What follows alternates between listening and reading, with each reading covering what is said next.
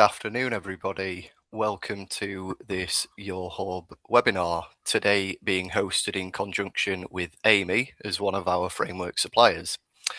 Thank you very much for joining us. We will soon be handing over to Barry Craig from Amey to deliver a presentation on smart design for resilient futures, which is about enhancing resilience through stakeholder engagement and biophilic design interventions.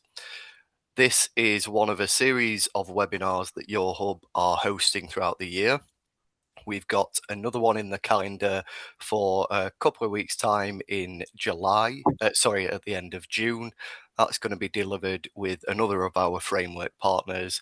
The information for that session is available on our website. This session today is being recorded and will be shared on our website, and I believe also on our YouTube channel. So if you would like to refer back to anything that is shared today, you can do so in those locations.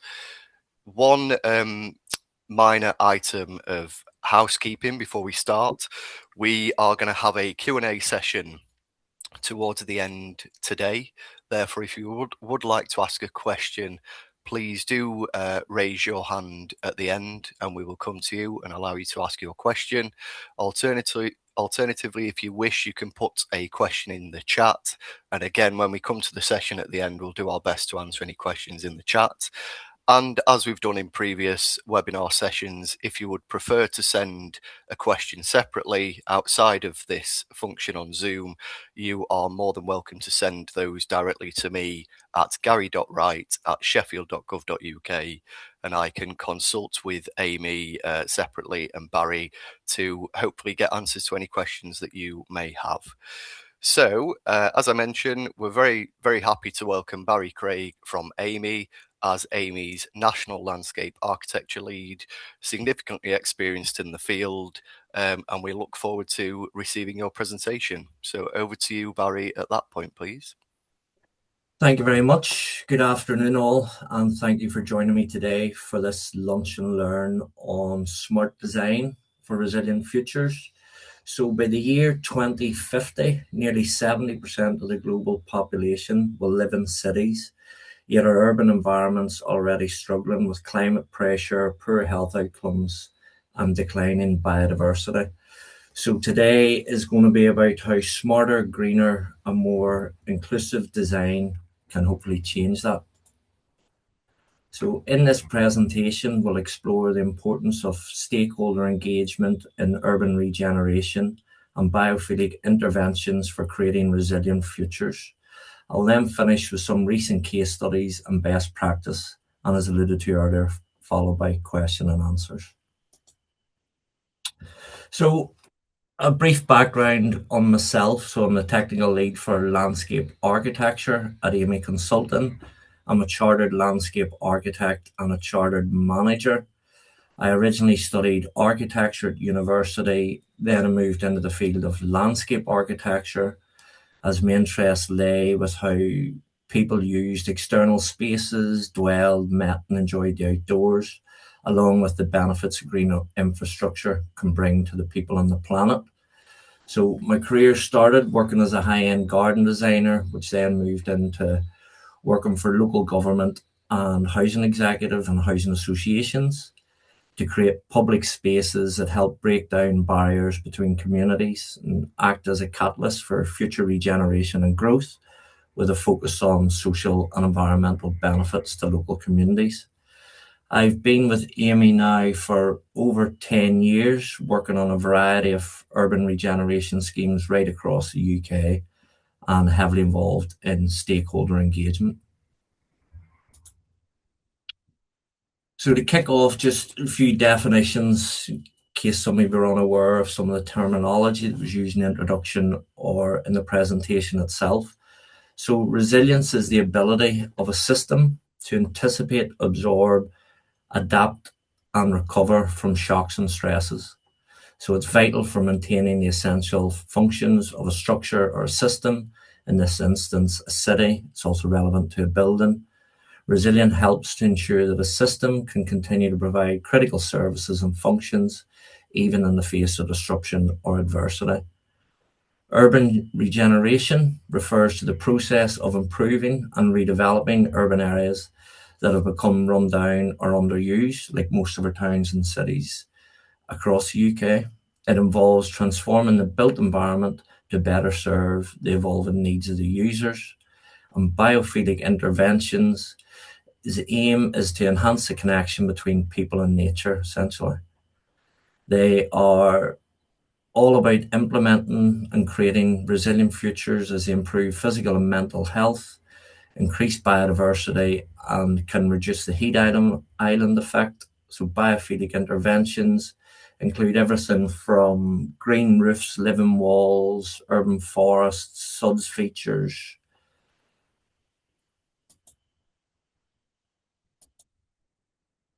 So, the significance of urban regeneration.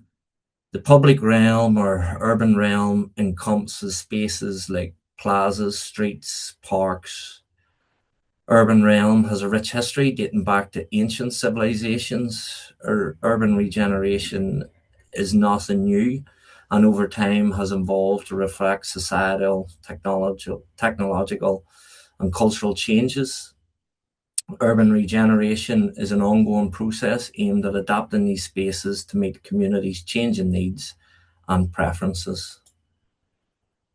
So, on to the big question, why do we need smarter, resilient design? So, as I said in my introductory slide, the urban population is growing rapidly, with over half of the world's population now residing in cities. This trend is expected to continue, leading to even larger urban areas in the coming decades. This brings with it several challenges. So we'll have increased pressure on infrastructure, strain on transport, housing, utilities. Natural resources are going to be in higher demand for water, energy, and land. Social service delivery, greater need for healthcare, education, and public safety. Also brings along with it rising inequality, so disparities in income, disparities in access to service and quality of life, and also environmental degradation, so pollution, loss of green spaces, and increase in waste in these built up urban areas. To tackle this, there's five key principles of smart design. So, smart design is effectively a holistic approach that considers sustainability, innovation, and accessibility. It's focused on creating solutions that are adaptable, efficient, and effective. Smart design principles include flexibility, modularity, redundancy, and diversity. Biophilic interventions provide an opportunity to improve our sustainability, provide opportunities to increase biodiversity, opportunities to reduce carbon, ongoing costs of buildings by reducing the heat island effect, along with a wealth of social benefits. So, biophilic interventions have been found to improve physical and mental health by reducing the stress and promoting relaxation, providing a sense of well being and improving our quality.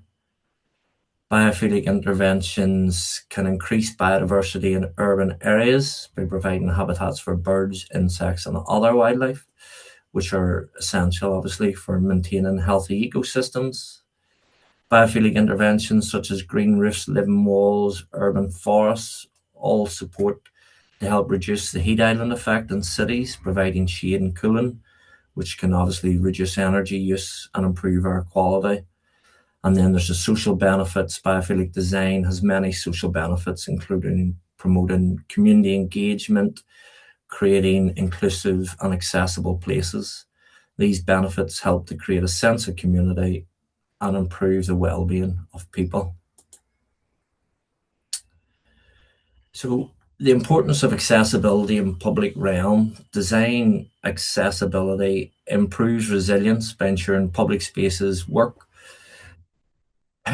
both during the day use and in crisis. So public realm design should support all users, including obviously people with disabilities, older adults, families with young children, and they should all follow an inclusive design approach that considers diverse abilities, backgrounds, ages, integrates users from the outset of design, leads to more adaptable and resilient space. So best practices principles would include design for universal access and participation, address mobility and accessibility needs. The outcome would hopefully be public spaces that are usable and resilient for all our communities. Stakeholder engagement. Effective stakeholder engagement is key to achieving and improving project outcomes. By incorporating stakeholders' valuable input and feedback, potential issues can be identified and mitigated early on. This ensures that the needs and concerns of all the stakeholders are considered throughout the project. So, for me, in my experience, stakeholder engagement is more than just a process, it's risk management for the project. So the better stakeholder engagement you have throughout the project life cycle, the less risk that you should encounter coming towards the end in detailed design and construction. Innovation. We live in a world of AI and innovation, so the future of urban regeneration will leverage itself on smart technology. In Amey, we have the ability to utilize mobile data to inform design and decision-making process. This approach presents significant commercial opportunities, including real estate development, job creation, with the ability to use the mobile data to provide valuable insights into how people use and interact with spaces, their routes through spaces that they tend to dwell more time in. This technology can help clients, engineers, landscape architects, urban designers, and planners to make informed decisions about revitalizing and regeneration urban areas. Additionally, if you combine this data with supported visa data, it can help with the commercialization of town centres and city assets by strategically positioning vending commercial opportunities in high footfall areas, which in turn can be used for reinvestment into your public realm, for maintenance for future schemes, to make it a more holistic and sustainable approach. Flexibility is probably flexibility and adaptability. Flexible and adaptable approaches are necessary for successful public realm regeneration. They enable projects to evolve and change over time, responding to the needs of local communities, changing environmental conditions, and new technologies. Examples of how to ensure a scheme has flexibility and adaptability will include biophilic interventions, your green infrastructure, your rain gardens, utilising natural systems to manage stormwater, conserve energy, and promote biodiversity. Placemaking plays a big element, so creating vibrant, people-centred public spaces that actually reflect the needs of the local community and their preferences. Tactical urbanism, which we're all probably aware of from COVID times, employs low-cost temporary interventions that help transform underutilised public spaces into vibrant, functional areas. And participatory design methods, which is linked to your stakeholder engagement. So it involves engaging designers and stakeholders in a collaborative, inclusive design process throughout the whole life cycle of the design to ensure we're catering for the community's needs. Moving on now to some of the lessons learned from quite a lot of stakeholder engagement that we've done throughout the UK. So I'll not bother reading the full slide. You can read that at your own time. But early engagement is definitely one of the key factors in successful schemes. So involving the stakeholders from the beginning to build trust, help gather insights. Generally, local people will know a lot more about a specific area than a designer that's coming in to help. So definitely utilize that local knowledge, engage with them, hear the opinions, the concerns, help develop their opportunities and constraints for the design. Clear and concise communication, so ensuring that information is easily understood by all and accessible by all. Meaningful participation in the stakeholder engagement, so creating a variety of different means and opportunities for stakeholders to actively contribute to the decision making processes. So for me, those are the top three things that help ensure success of an urban regeneration project and other initiatives by fostering collaboration and addressing the diverse perspectives of the local communities. I'm going to move on into now some of the different types of materials that we've used in Amey for stakeholder engagement. So this is scheme in Wolverhampton. So visualization tools such as 3D models, virtual reality provide a very powerful means for designers and stakeholders to communicate and evaluate their designs and concepts collaboratively and immersively.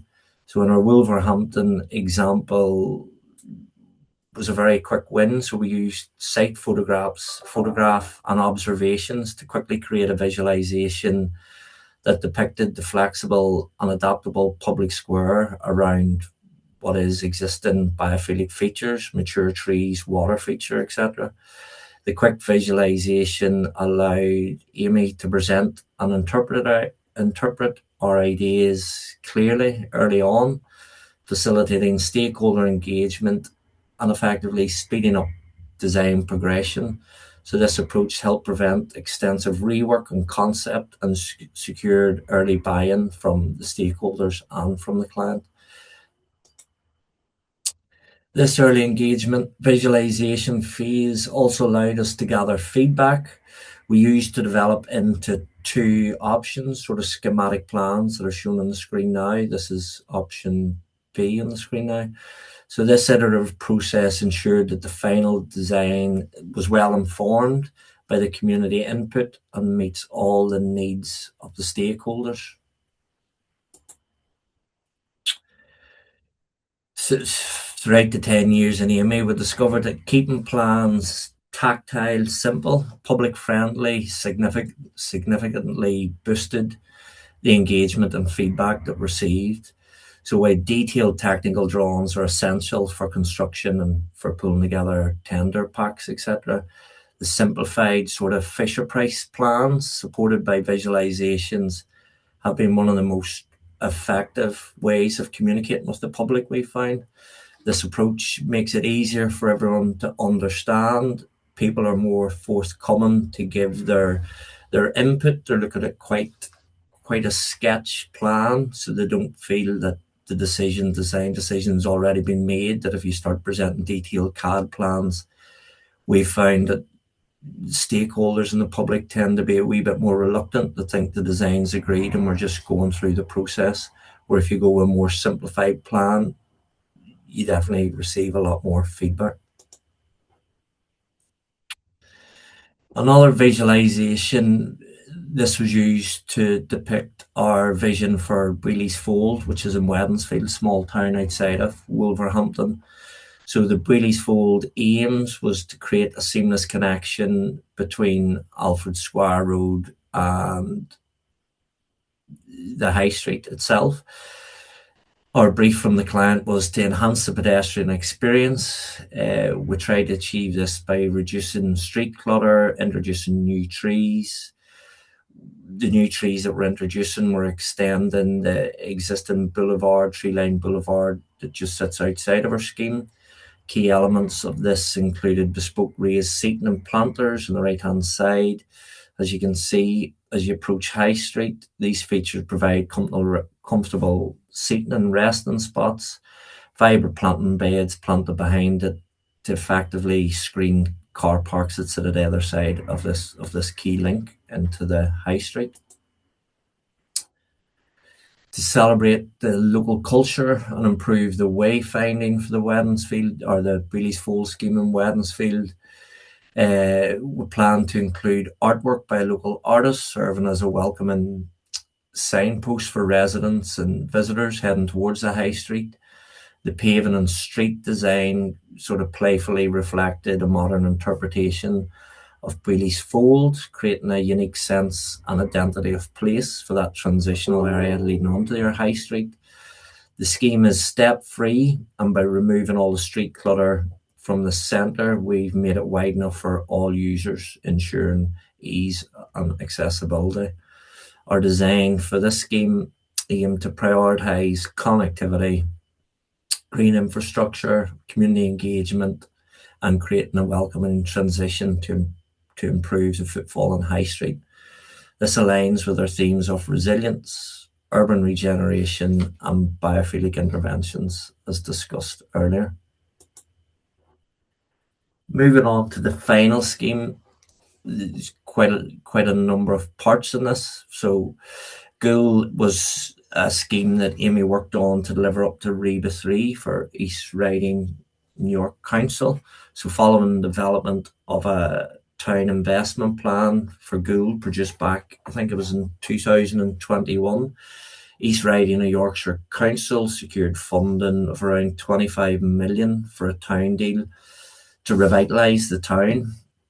The interventions included investment and regeneration in the town's market hall, town centre, property activation, a station hub, revitalising the old railway station, including the underpass, and investment into the public realm.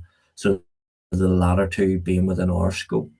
So the ambition of this investment is to deliver a series of interventions which will increase vibrancy, footfall, bring visitors and spending back into the town, boost pride in the town centre and amongst local residents, and encourage more of a nighttime economy, help stimulate the wider regeneration and renewal of the town.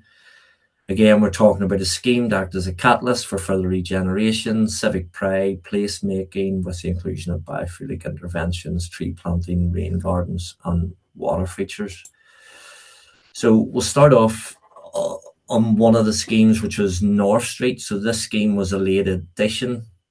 So it was based on initial feedback that we had with stakeholders and the client team, and coincided with the purchase of a building. This new link road established a clear link from Market Hall, which was getting heavily invested in, and through a planned refurbishment of a historic shopping arcade towards a new bus stop, which is at the entrance to a new leisure centre. So this scheme is effectively just an environmental improvement scheme to try and link the investment areas together. So despite the limitations due to the existing utilities, the tight budget and the area, we've included sort of a paved crossing, added a new crossing to improve pedestrian permeability, created a rest area between the two key destinations, which are punctuated with specimen trees. Building on lessons learnt, that's a picture of North Street there as you're seeing it. So building lessons learnt from our public consultations, we've found that general public responds very well to before and after pictures, much like sort of like the popular house renovation show. So here's what you have, here's what you could have approach. We found effectively engages wide range of diverse stakeholder groups. So when we're presenting to the town dealing committee, we come up with a series of slides that simply show the before and after photographs and the transition of what the investment could lead the space to look like. So moving on to the next intervention, still within Ghoul, this is Paradise Place. So tree planting and street furniture were strategically used and designed to create vistas and guide users towards key destinations within the town centre from a car park. So help lead people in freeing views towards the Junction Theatre, towards Market Hall. The design for Paradise Place was flexible to help accommodate outdoor theatre performance or providing pleasant waiting areas for show attendees in summer evenings. These elements help populate the streets and enhance the area's sense of place and establish it as a vibrant destination. So the before and after Images are a great way to present current restraints of the site and quickly show how improvements would look. This technique, as I mentioned earlier, has been well received and helps us gather feedback pretty much instantly because you're showing the public exactly what to have and what it could be.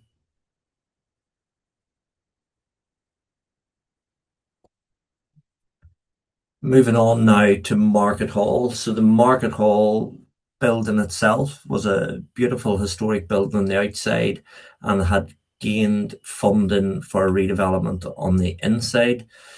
So we continued with our Fisher Price user-friendly plans, so utilised block colours and simplified plans for the consultation process. So this scheme itself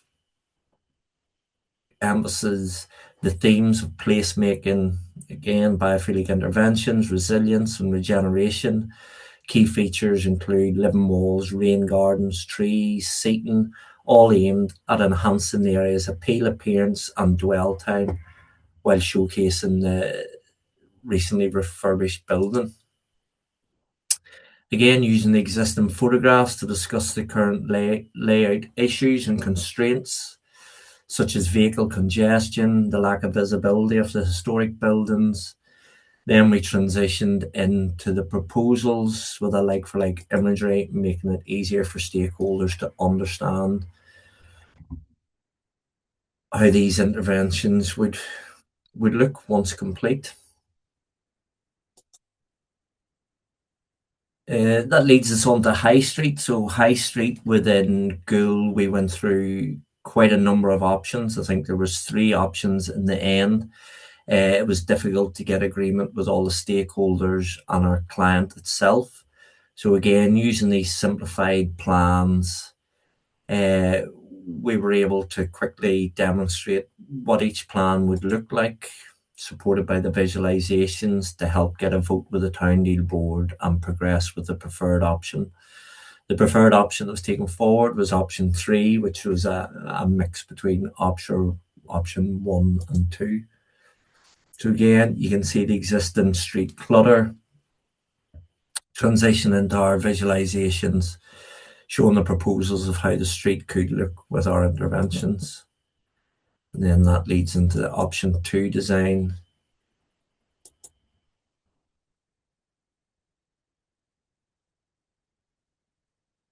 Similar approach to before and after photographs, just slightly different designs. Moving on, sort of the key or the gateway scheme. So improving the station plaza was particularly challenging because it is the gateway to Goole. The station, when we were working on this scheme, was rarely open. So upon arrival, visitors access the high street in the town centre through a pretty poorly lit, damp underpass with no clear connection to the high street or the other key destinations such as Junction Theatre or Market Hall that we talked about earlier. These conditions made it difficult to attract more users to a town centre that was definitely struggling with a nighttime economy.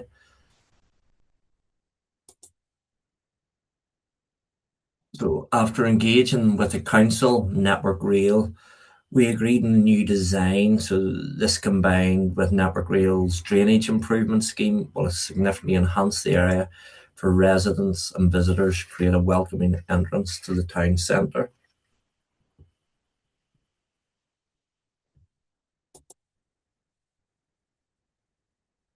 After engaging with the council and Network Rail, we agreed on a new design. And then one of the key constraints was how the scheme would look at night time. So then we worked up a visualization to try and see how introduction of new lighting could help bring a bit of life and a bit of safety into the scheme. Use of recessed lighting, bespoke guardrail to try and give it a sense of place and help with users finding their way to the key destinations throughout Goole itself. So finally, for Goole, and to help address the diverse interest of, you've got the client team, shop owners, stakeholders, public, Amy produced a video fly through. So what we done, this video was designed from the perspective of somebody arriving in Goole, as I said, from the train, accessing it via the underpass. It allowed the video to be paused, allows for discussion and engagement while showcasing the design ambitions and making the proposal accessible for everyone to comment on for those that aren't overly familiar with looking at plans. So fingers crossed I'll play this or click this and the video should play. It might be a wee bit blurred just by how we're presenting today. But as you can see, that's based on the user coming up from the underpass. The camera will pan left where you can see quite a number of new elements were included at the front of Gould Station to try and bring a bit of life to it with additional seating, with rain gardens, with added trees.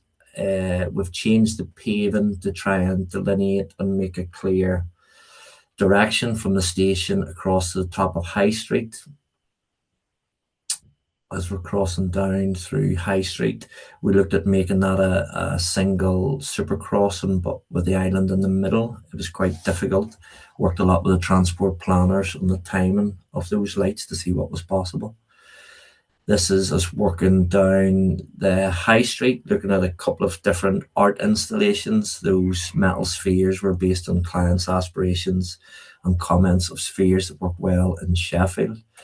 So we've got a number of raised planters, integrated seating, ground level planting, retaining a lot of the existing trees where there's gaps in the avenue of trees, replanting, elements of informal play, sort of sculptural seating. So all these elements were designed to try and increase the dwell time for the users and the shoppers in the town centre. Longer people stay within town centres, the more money they're likely to spend. That was an image at the bottom of High Street, just showing how that could be used for pop-up events. That was just showing a game of football. It could be quite adapt for the upcoming World Cup. This is swinging around to Market Hall, showing how we're creating seating areas outside to allow people to dwell, congregate, making our way around to the other entrance of Market Hall.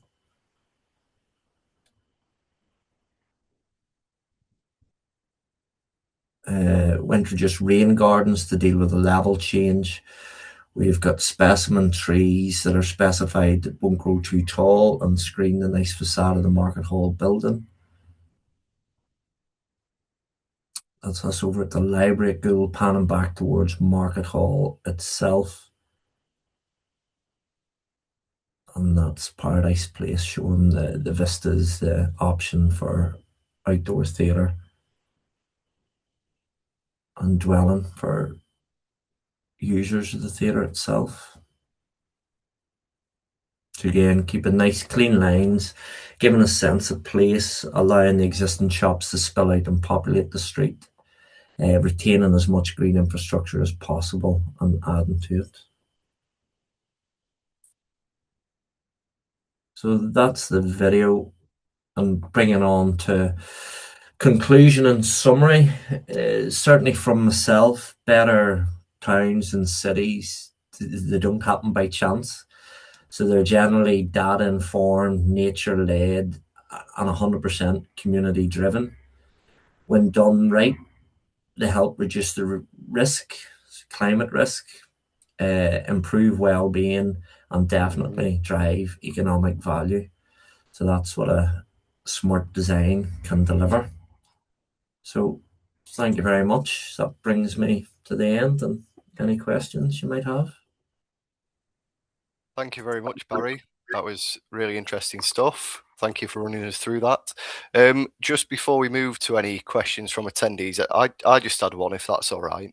In terms of the various kind of interventions and principles that you've spoken about and the ways in which to approach the design of these urban areas, what do you think are the kind of restrictions or blockers to implementing some of that good practice? What are the key barriers to overcome in, doing this really good design with some of the principles that you set out for us?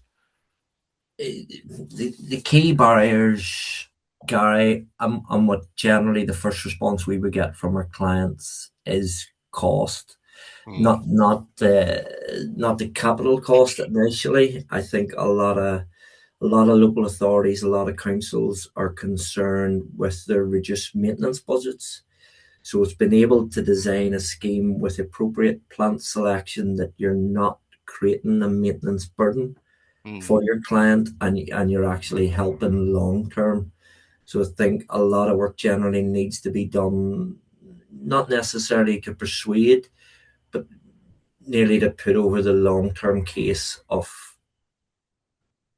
it's not just a financial or a visual betterment, but it's very hard to put a value on the benefit to people's health, to the dwell time, to the commercial benefit. So yeah, I think it's the ongoing maintenance cost is generally the biggest thing.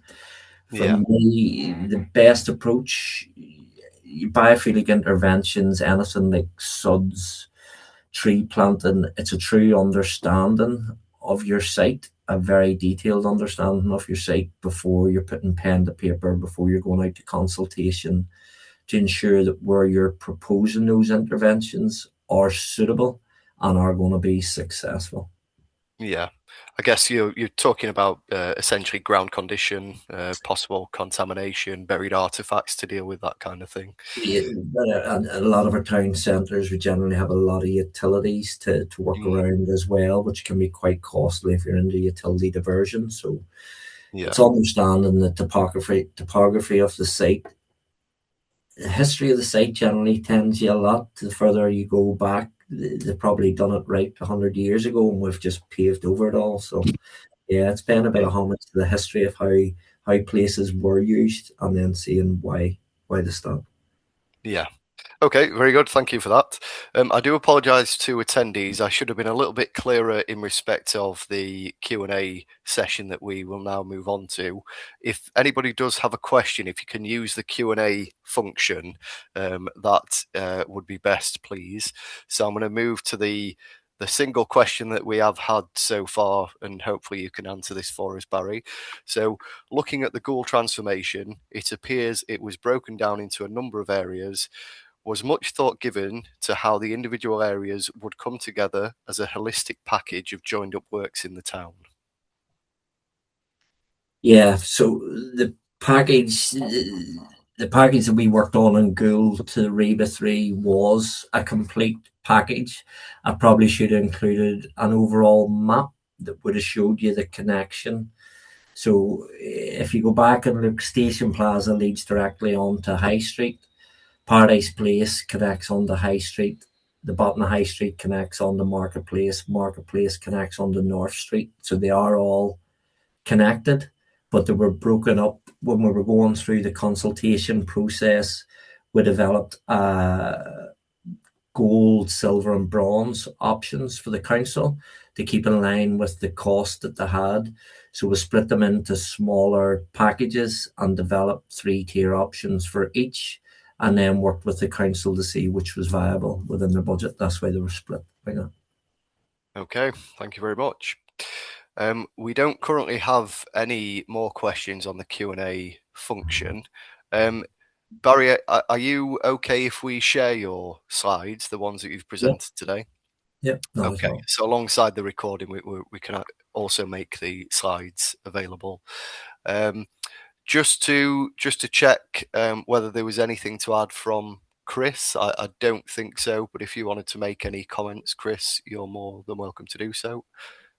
No, no, obviously, but Barry's, great presentation. And if anybody wants to follow up with any discussions, please get in contact direct or via yourself, Gary, and we'll have a conversation about our experiences of what we've done and to share best practice, which is what this is all about. Yeah, no worries. Thanks for that, Chris. Well, we've finished slightly ahead of schedule, which is good. I think we've obviously been efficient. We can give everybody a little bit of time back, and you can enjoy the rest of your lunch. As I've said, if you have any questions that you've maybe not thought of that you want to put to Barry after the session, please feel free to send those through by email, either to myself or we have the general inquiries email on the Your Hub website. I mentioned that we've got a ongoing program of further webinars through the year. The next one scheduled for the 30th of June, and hopefully more to follow as well. So please watch this space. Thank you very much for attending, and we'll see you on the next one, hopefully. Thank you very much. Cheers.